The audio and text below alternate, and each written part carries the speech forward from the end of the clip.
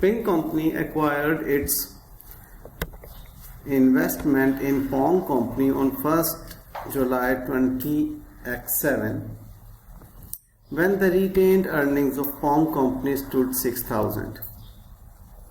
The agreed consideration was 30,000 cash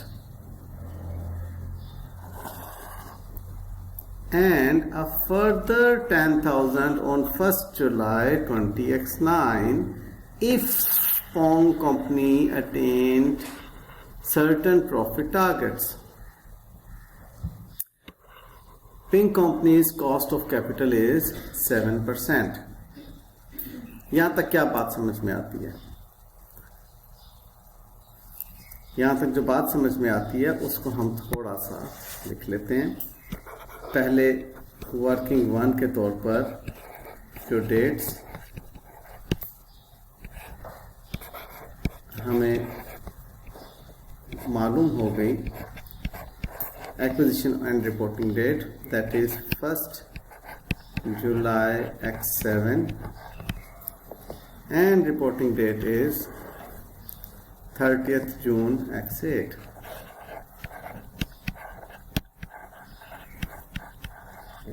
Alright, उसके बाद हमने ग्रुप स्ट्रक्चर करना है.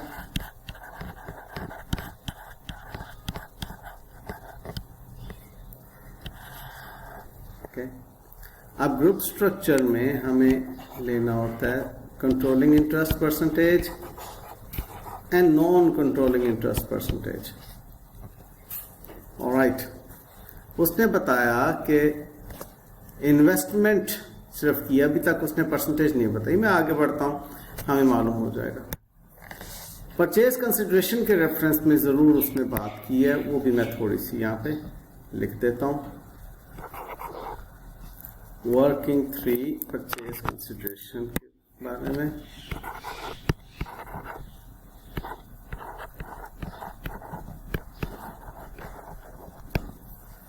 which is cash consideration is 30,000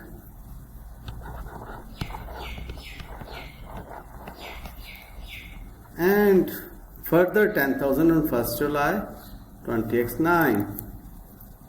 Contingent consideration है 10,000 1st July 20x9. Acquisition date से ऑनवर्ड्स कितना टाइम बनता है? 2 साल. 1st July 7 से 1st July 9, 2 साल.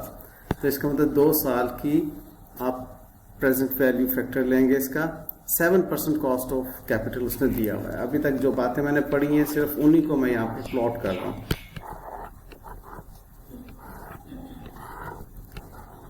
ओके, आगे चलते हैं. यहां तक मैंने पढ़ा था उसे प्लॉट कर लिया. Pong Company has an internally developed brand named Pongo. ये internally developed brand है Pongo, which was valued at 5,000 at the date of acquisition. Date of acquisition पे 5,000 उसकी वैल्यूएशन हुई. कि फेयर वैल्यू एडजस्टमेंट जब हम बनाएंगे वहां पर लिखेंगे There have been no changes in the share capital or revaluation surplus of Pong Company since the date 30th June x4. एक मिनट, यहाँ पर इसको x9 कर लीजिए. At invoice Ping नहीं, ये यहाँ मुझे कुछ करेक्शन करना बनती है. आपने एक्वायर किया 1st July x7 को, 1st July x9 को पेमेंट हो रही है. Okay, 30th June x4 Pong Company had invoiced Ping Company for goods to the value 2,000 which had not been received. इसका मतलब क्या हुआ कि ये x8 की बात कर रहे हैं यहाँ पे.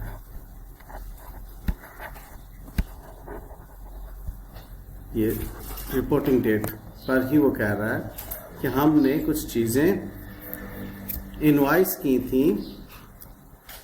Pong company had invoiced Ping company for goods to the value of 2000 which had not been received by Ping company.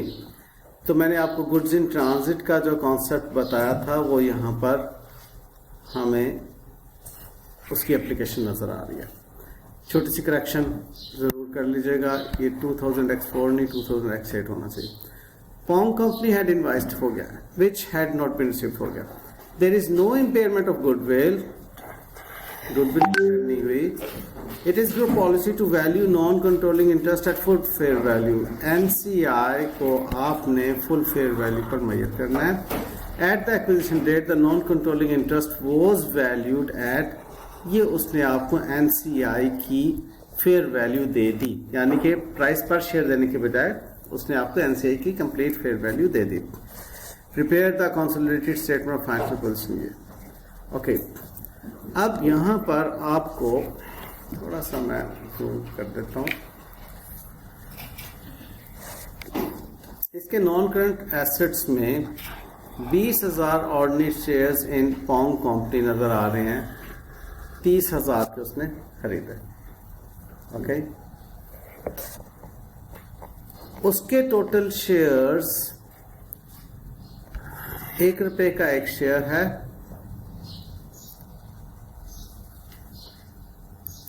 और ये पोंग कंपनी की बैलेंस शीट है ना. ₹1 का एक शेयर है और टोटल 25,000 शेयर्स उसने इश्यू किए हैं. 25 में से पेरेंट कंपनी ने कितने खरीदे हैं जी? ये पहले इसकी वर्किंग कर लीजिए. 20 divided by 25 into 100 gives you 80%. Means जो NCI परसेंटेज है वो 20% है. इसके पास एक्विजिशन जो है वो 20,000 की है, तो इसके पास 5,000 शेयर्स की एक्विजिशन है NCI के पास. ऑलराइट. अब अगली बात, हम वर्किंग 4 में जब गुडविल को कैलकुलेट करेंगे वहाँ पर हमने 2 बातें लिखना होती हैं. एक कॉस्ट ऑफ इन्वेस्टमेंट वर्किंग 3 से और दूसरा fair value of NCI on acquisition date. Fair value of NCI on acquisition date is given in the question straightforwardly. हमें वर्कआउट नहीं करना पड़ रहा, तो that is 9,000. लेकिन ये वर्किंग 3 से अब हमें लेकर आएंगे यहाँ पर. तो जी आप बताइएगा 10,000 1 over 1.07 raised to power 2 gives you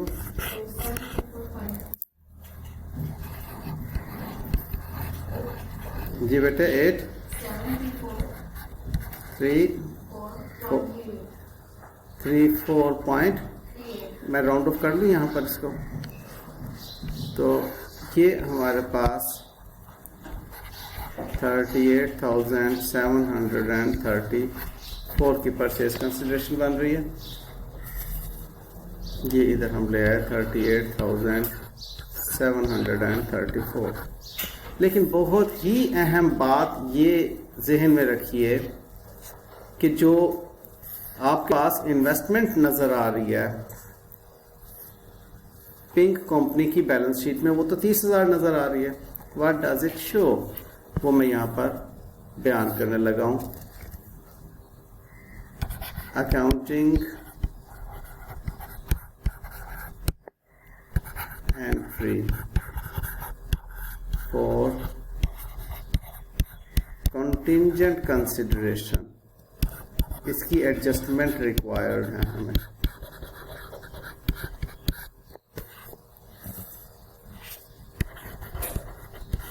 cost of investment debit and consideration payable credit amount हमने बनाई है 8734।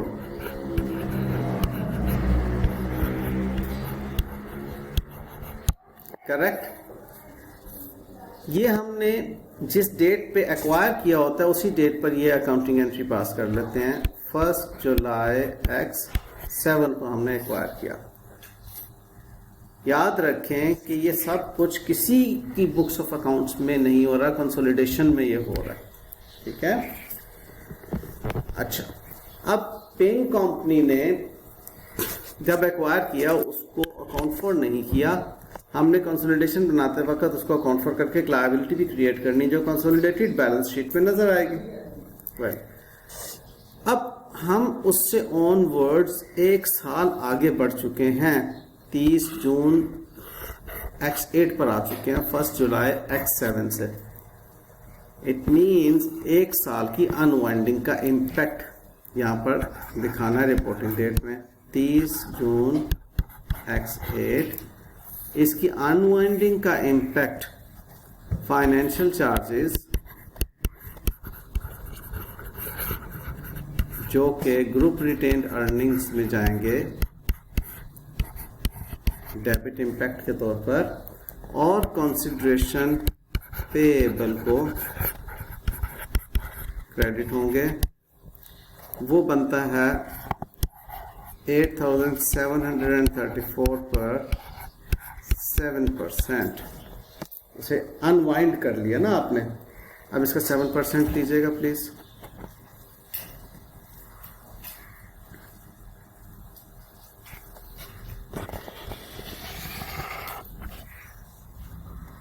जी बेटा 611 611 सबका ये है। डबल चेक किया किसी ने? 611 ये बेटा जी 611 आपका अनवाइंड हो गया। ये अकाउंटिंग एंट्रीज रिक्वायर्ड है हमें, यानी कि अब कंसिडरेशन पेएबल हमारी कंसोलिडेटेड बैलेंस शीट में इन दोनों का सम नजर आएगा। अगर इसका टी अकाउंट बनाऊंगा तो 8734 प्लस 611 का क्रेडिट बैलेंस नजर आएगा। व्हाट कम्स बेटा? 9345 की लायबिलिटी नजर आनी चाहिए। ओके वेल, अच्छा, अब ये काम जब हो गया हमारे पास इन दोनों को सम कीजिए। 47734 आ गया। अब इसमें से हमें लेस करना है fair value of the net assets of S means Pong company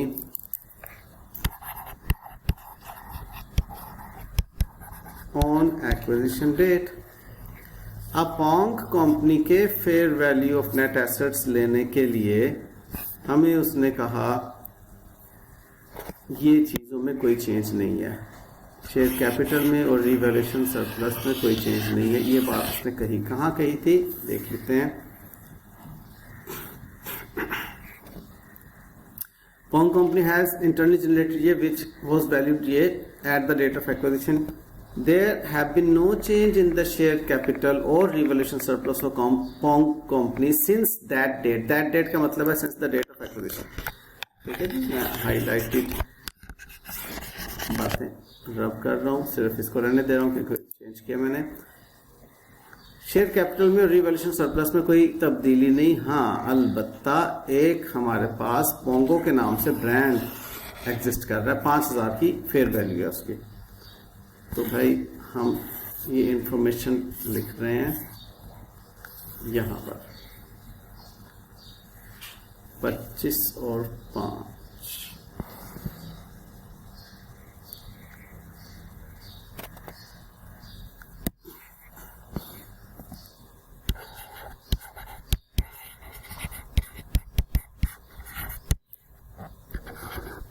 $25,000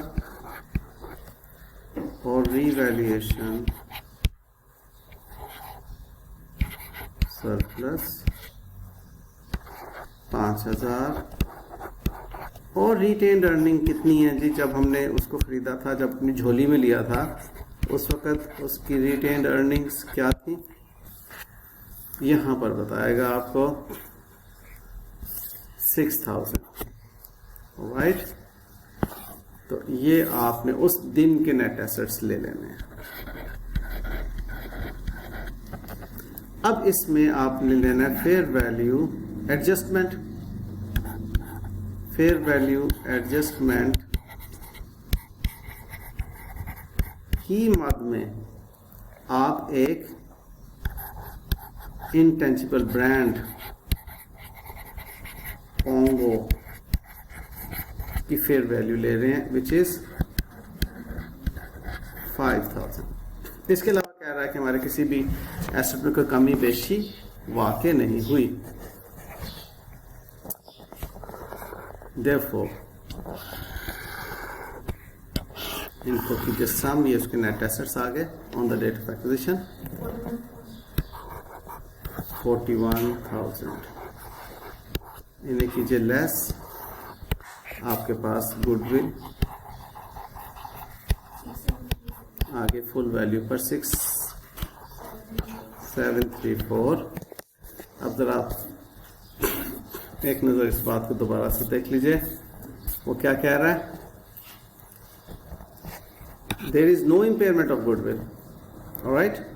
it is group policy to value non controlling interest at full value. At the acquisition the non controlling interest was valued at 9000। हमने ये बातें पूरी देख ली। तसल्ली की खातिर एक मरतबा ये तमाम इंफॉर्मेशन दोबारा से पढ़ लीजिए और देख लीजिए कि क्या इन सब को हम अपनी वर्किंग का हिस्सा बना चुके हुए हैं। देखते हैं। पोंग कंपनी को 1 जुलाई को एक्वायर किया था। रिटेन्ड अर्निंग 6000 थी। एग्रीड कंसिडरेशन 30,000 और 10,000 थी। वो 10,000 हमने 1 जुलाई 9 को पे करना है। If Pong company attend certain targets, इसका मतलब है कॉन्टिंजेंट कंसिडरेशन है। पिंक कंपनी का कॉस्ट ऑफ कैपिटल 7% है। Pong company has internally developed brand Pongo जिसकी वैल्यू 5000 है। At the date of acquisition there have been no change in share capital and revolution surplus since that date. 30 June X8 को Pong company has invoiced Pink company 2000 which had not been received. आखिरी बात ये रह गई है, इसको highlight कर लो, ठीक है। ये काम अभी हमने कर लिया। उसके बाद there is no impairment of goodwill. It is group policy to value non controlling interest at fair value. At the acquisition date non controlling interest was valued at 9000। यहाँ तक हम काम कर चुके हैं। तो वी आर कॉन्फिडेंट। सिर्फ एक छोटी सी बात रहेगी, उसको भी हम देख लेंगे। अब हम गुडविल को कैलकुलेट कर चुकने के बाद यही हमारी एक्विजिशन डेट की गुडविल है और यही हमारी रिपोर्टिंग डेट की गुडविल है, बिकॉज नो इम्पेयरमेंट।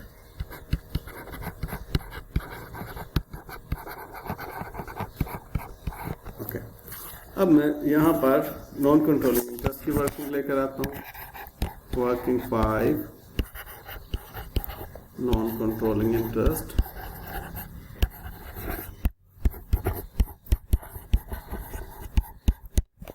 उसकी वर्किंग में हम क्या करते हैं? Fair value of NCI on acquisition date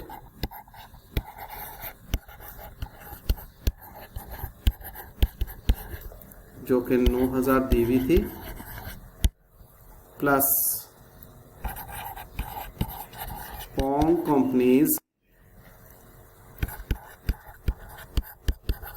post acquisition retained earnings times NCI percentage.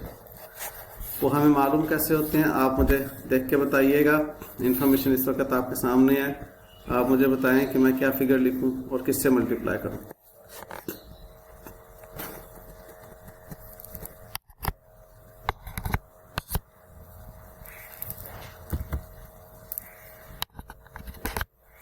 जी, यहाँ से क्या फिगर लिखूं, किससे मल्टीप्लाई करूं? यहाँ से कैसे मल्टीप्लाई? किधर हो आप आजकल? वैसे मैंने कहा कि मुझे बताएं post acquisition retained earnings of Pong company को एनसीआई से परसेंटेज से मैंने मल्टीप्लाई करना है। क्या करूँ? 19,000 को, ये 19,000 कहाँ से आया? 25,000 क्या है? आप ठीक नहीं देख रहे। 25,000 रिटेन अर्निंग है। क्या हो गया यहाँ से? रिटेन अर्निंग कितनी है? 28,000। आपको उसने कहा था ना 19,000। तो इसका मतलब क्या हुआ? इसका मतलब दोस्त बर्बादते हैं। और दूसरा इसका मतलब क्या हुआ? अपनी क़यामत आपके हाथ में है। ठीक है,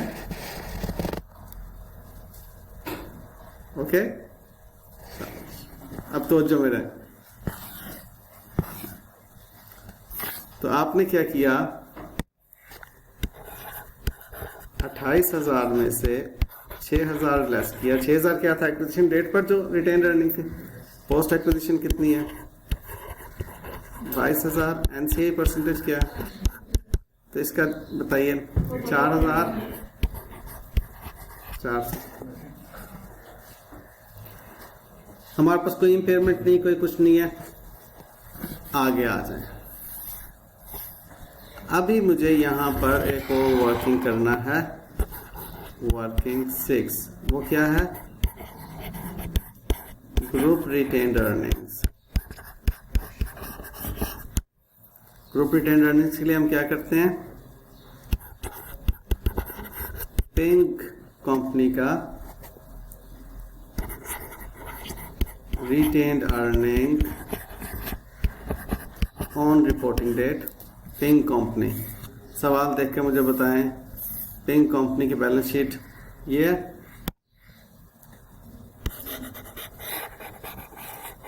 ये पिंक कंपनी की बैलेंस शीट यहाँ पे लिखा हुआ ये। ठीक है जी। पिंक कंपनी की रिटेन अर्निंग क्या है? आपसे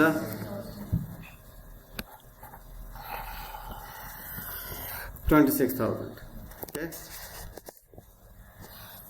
ये 26,000 यहां पर मैंने लिख दिया।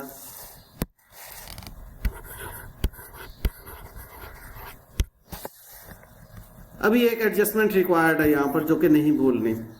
ये ग्रुप रिटेन्ड अर्निंग का मैंने यहां पे डेबिट किया हुआ है। मींस उसने जो इन्वेस्टमेंट की थी उसको मुकम्मल रिकॉर्ड नहीं किया था। उसका डेबिट तो हम इन्वेस्टमेंट में ले गए थे यहाँ पर 611 का। ठीक है, सॉरी, इधर मैं बात करूँगा कॉस्ट ऑफ इन्वेस्टमेंट की पेबल में, सॉरी लायबिलिटी में क्रेडिट उसका ले गए थे, लेकिन डेबिट उसका जो है वो 611 यहाँ पर आएगा। ये है अनवाइंडिंग या इन्फ्लेशन भी इसको कहते हैं, इफेक्ट 611। रिटेन्ड अर्निंग में डेबिट होने का मतलब है आपके लॉसेस अकाउंट फॉर हो रहे हैं, प्रॉफिट रिड्यूस करेंगे। ठीक है, अब आपने पोंग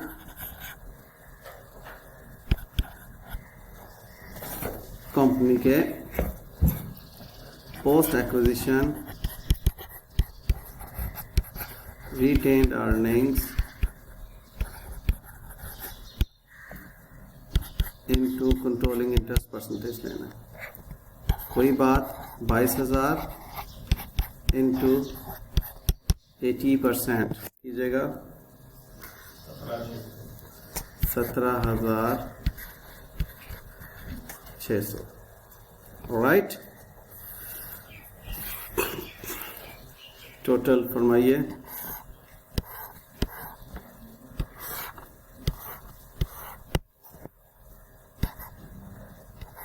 13,400, 42989। लें जी, अब ये सब कुछ हो चुकने के बाद अब मेरे पास एक सिचुएशन आ गई जिस सिचुएशन में अब मैं कंसोलिडेटेड बैलेंस शीट बना सकता हूँ।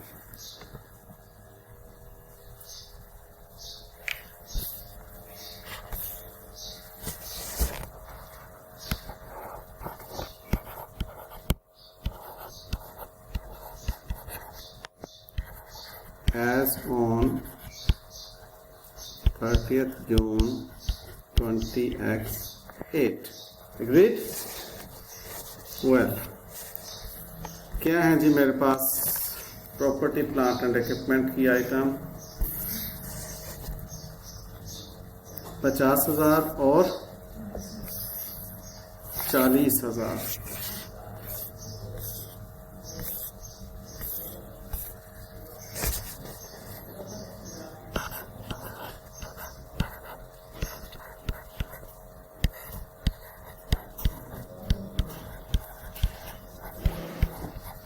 इसमें कोई एडजस्टमेंट थी फेयर वैल्यू की? नहीं। उसके बाद हमारा इंटेंजिबल एसेट है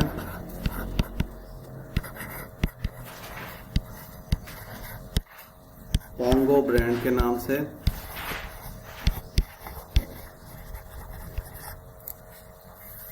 जी बेटे, ये हो गया हमारा 90,000 और ये हो गया 5,000। Agreed?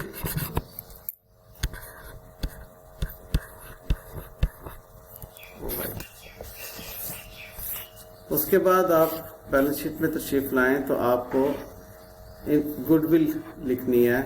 गुडविल आपने वर्किंग में देखी हुई है। गुडविल है हमारे पास 6734।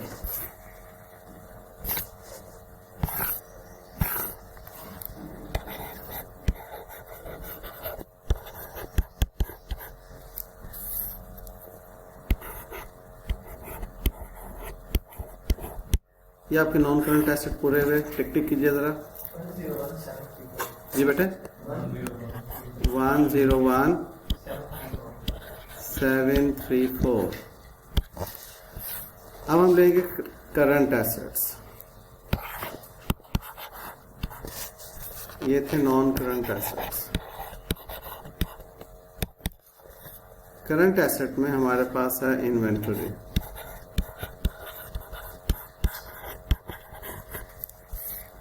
इन्वेंटरी का टोटल फरमाइए।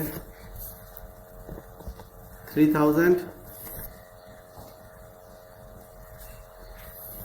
and 8,000।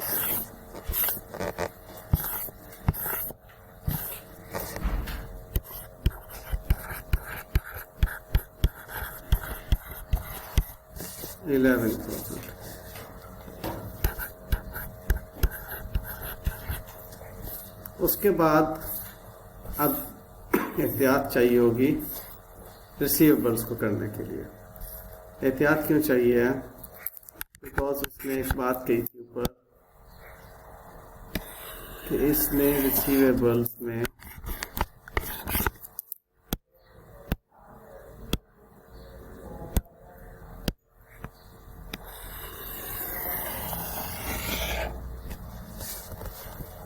इसने गुड्स बेची हैं।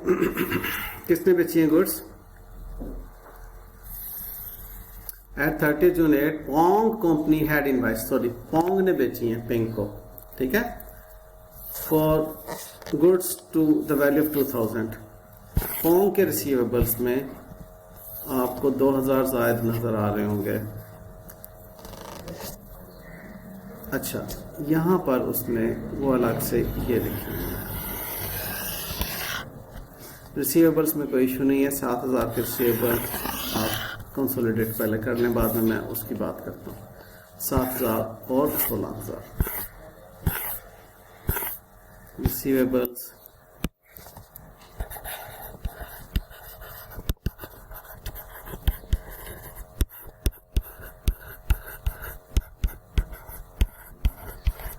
$23,000 बेटा।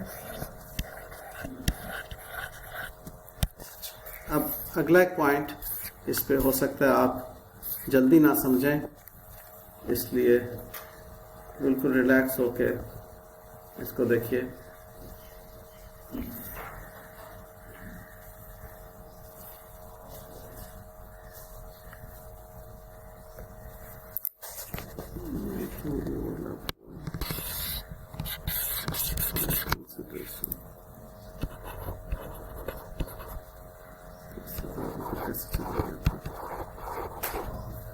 अच्छा जी, अब इस पॉइंट को बहुत तवज्जो से देखिएगा।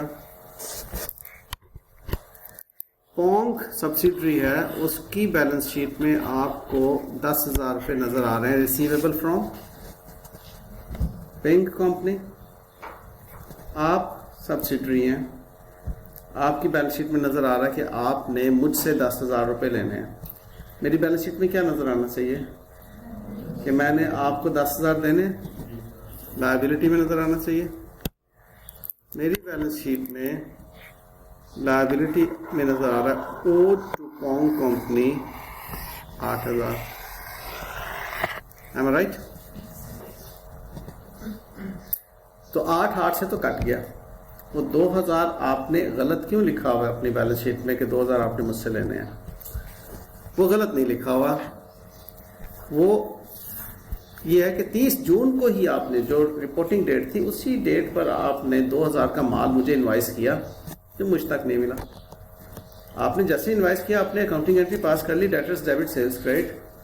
मुझे ना इनवाइस मिली ना माल मिला, मैंने कोई अकाउंटिंग एंट्री पास नहीं की। ठीक है, लिहाजा इस तरह की ट्रांजैक्शन इंट्रा ग्रुप ट्रांजैक्शन कहलाती है, इंट्रा ग्रुप ट्रेडिंग कहलाती है। मैं क्या करूंगा इसके लिए,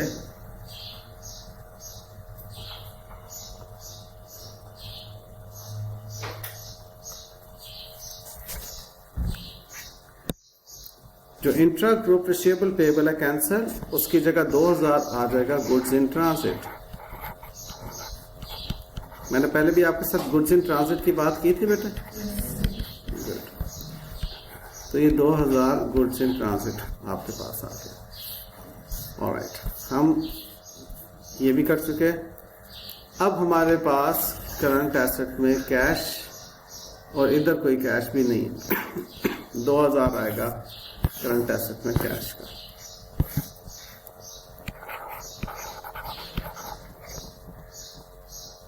सिर्फ 2,000। ऑलराइट, इसको करने के लिए आप अगर 10,000 माइनस 8,000 लिखना चाहें वर्किंग के अंदर तो कोई हर्ज नहीं है, लिख दीजिए। और यहाँ पर 0 प्लस 2,000 प्लस 0 गालिबन। पेरेंट कंपनी के पास 2,000 का कैश है, उधर 0 है। ओके, करंट एसेट्स का टोटल कीजिएगा प्लीज दोबारा बेटे। 38,000 ये टोटल आता आपके पास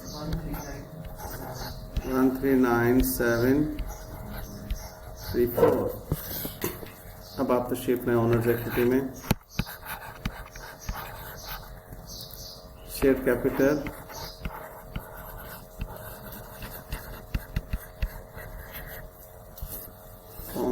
पिंक कंपनी का शेयर कैपिटल which is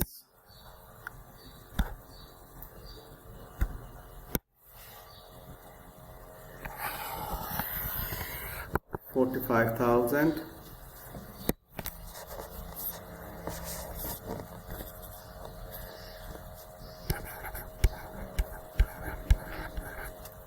उसके बाद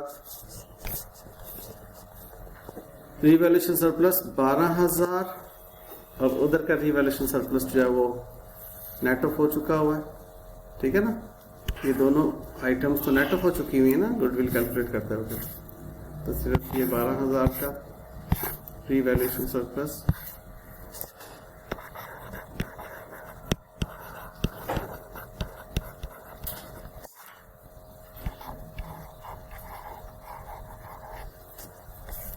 अब आईजी ग्रुप रिटेन्ड अर्निंग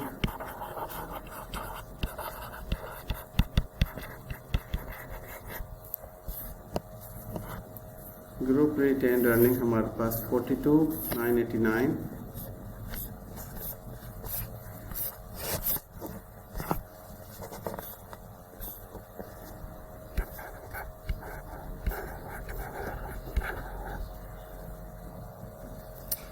जी बेटा, इनका टोटल कीजिएगा 99989। इसमें नॉन कंट्रोलिंग इंटरेस्ट शामिल कीजिए।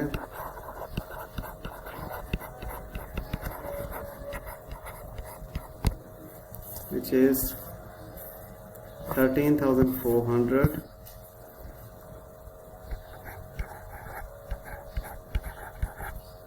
टोटल कीजिए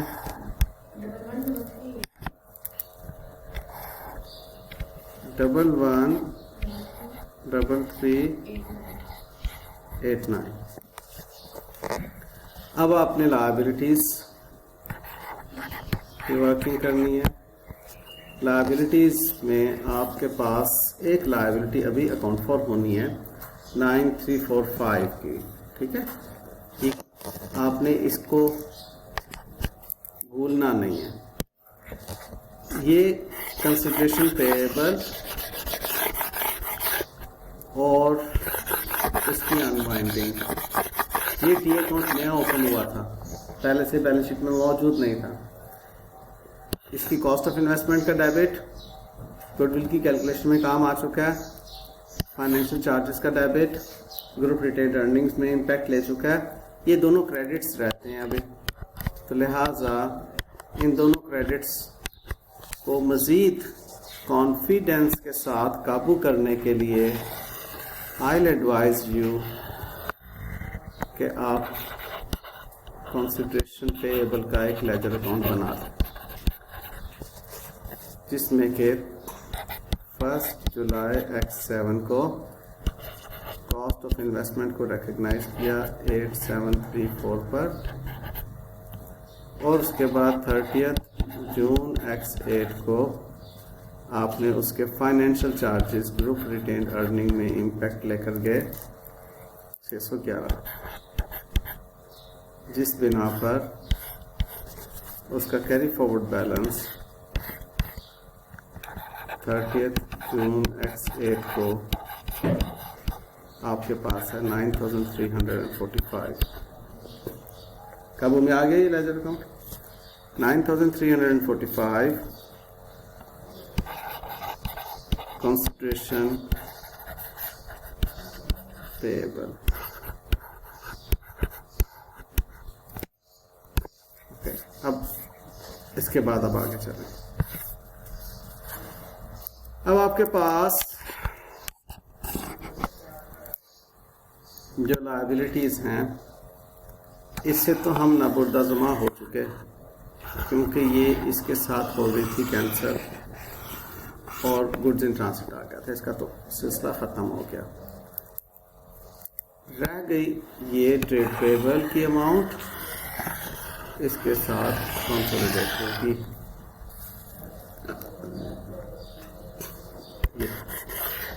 10,000 और 7,000 17।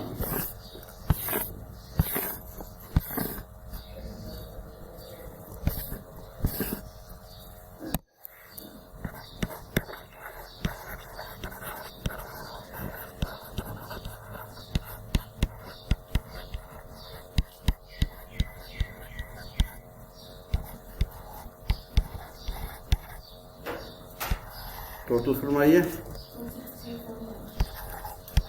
26,345। टोटल फरमाइए 139,734।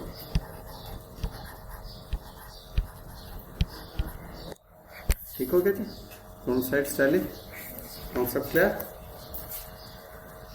ये एक अच्छा क्वेश्चन है, लेकिन स्टिल मैं कहूँगा कि इसके अंदर एग्जामिनर जो तंग करता है स्टूडेंट्स को, उन बातों का अभी 50% शामिल है।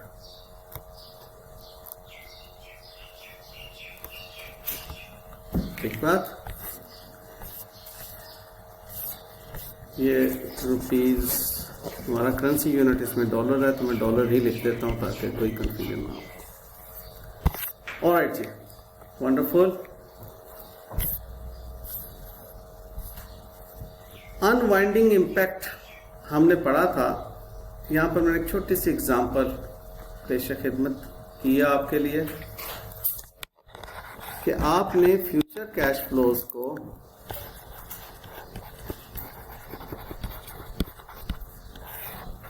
डिस्काउंट करना होता है।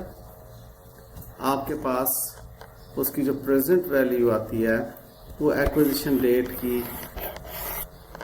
एक अमाउंट बन जाती है। उसके लिए अकाउंटिंग एंट्री आपके पास देखिएगा, इस अमाउंट पर accounting entry cost of investment debit liability credit हो जाती है। अब वो लायबिलिटी अनवाइंड होनी है क्योंकि 3 साल बाद आपको पे करना है, उसको अनवाइंड होनी है। अनवाइंड होने के लिए financial charges group retained earning को डेबिट होंगे और लायबिलिटी को इंक्रीज करते चले जा रहे हैं। लायबिलिटी इंक्रीज करती चली जा रही है और एंड ऑफ द टर्म पे आप लायबिलिटी पे ऑफ कर देते हैं। ठीक है बेटे, ये कॉन्सेप्ट आप लोगों ने आगे जाके फाइनेंशियल इंस्ट्रूमेंट में भी देखना है, लीज में भी देखना है, और बाय द वे MFA के अंदर भी ये वाला कॉन्सेप्ट हम डिस्कस कर भी रहे हैं। ये बात दोबारा से बोल दूं कि अब जो हम फाइनेंशियल चार्जेस को डेबिट कर रहे हैं वो दरअसल ग्रुप रिटेन्ड अर्निंग्स में इम्पैक्ट ले रहे होते हैं। ग्रुप रिटेन्ड अर्निंग्स को डेबिट कर रहे होते हैं, ग्रुप रिटेन्ड अर्निंग्स को कम कर रहे होते हैं, रिड्यूस कर रहे होते हैं। तो जितने साल की बैलेंस शीट होगी उतने साल का ग्रुप रिटेन्ड अर्निंग को इम्पैक्ट उसका चला जाएगा। फॉलोड? कोई क्वेश्चन आप लोगों की तरफ से है तो मुझसे पूछिए, वरना मैं आगे की बात करने जा रहा हूं अब आप लोगों के साथ।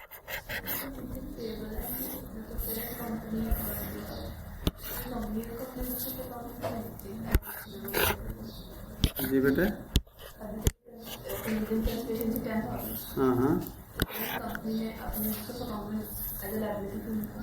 क्यों लिखा, क्यों नहीं लिखा? इसलिए कि वो कह रहा था कॉन्टिंजेंट है, ये वो कॉन्टिंजेंट लायबिलिटी नहीं अकाउंट फॉर करना चाह रहा, लेकिन IFRS 3 आपको कहता है कि इस कॉन्टिंजेंट लायबिलिटी को कंसोलिडेशन में लेकर आए। पेरेंट कह रहा था कि जी अगर ये मीट होगा तो मैं लायबिलिटी अपने जुम्मा लूंगा, मैं उस वक्त पे करूंगा, लेकिन कंसोलिडेशन कहती है कि इसको कॉस्ट ऑफ इन्वेस्टमेंट का हिस्सा बनाएं। आप जिम्मेदारी ले चुके हैं, अकाउंट फॉर करें। एक तो ये इसका जवाब है। दूसरा, फर्ज कर लें आप करना चाह रहे थे, आप इग्नोर कर गए, भूल गए हैं, ओमिट कर गए हैं, तो अब एडजस्टिंग एंट्री बनती है कि नहीं बनती है? ठीक है ना, कॉस्ट ऑफ इन्वेस्टमेंट को तो आप डेबिट करें, एडजस्टमेंट में लेकर आए उसको।